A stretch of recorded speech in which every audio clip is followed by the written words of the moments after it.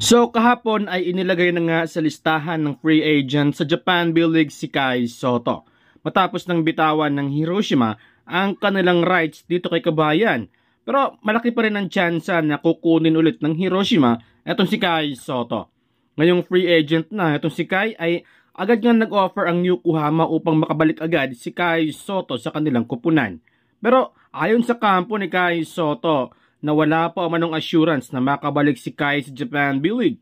Sa ngayon kasi ay focus muna si Kai sa schedule para sa kanyang mga minicamp sa Amerika bago ang NBA Summer League ngayong July.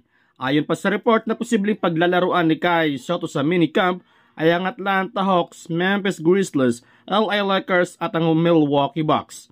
If ever na ma-impress ang mga team na yan sa performance ni Kai Sotto sa minicamp, ay susubukan ng NBA teams si Kai para sa NBA Summer League.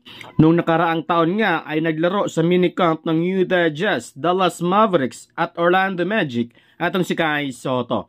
At pinili nga noon ng kampo ni Kai ang Magic dahil wala masyadong athletics sa naturang kupunan.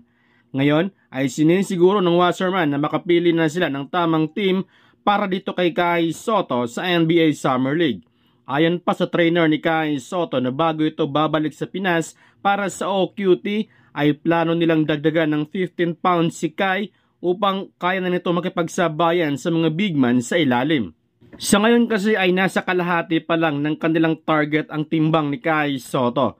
22 years old na si Kai at nakita naman natin ang kanyang improvement sa Japan B-League. Kailangan lang talaga ni Kai Sotto na makahanap ng team na nababagay sa kanyang laruan tulad sa Yokohama. If ever nakakagat sa possible offer ng Japan B-League ay talagang lalayo ng gusto si Kai Sotto sa kanyang pangarap. Mas mainam next season ay sa NBA G League Europe or NBL Australia maglalaro si Kai, ano?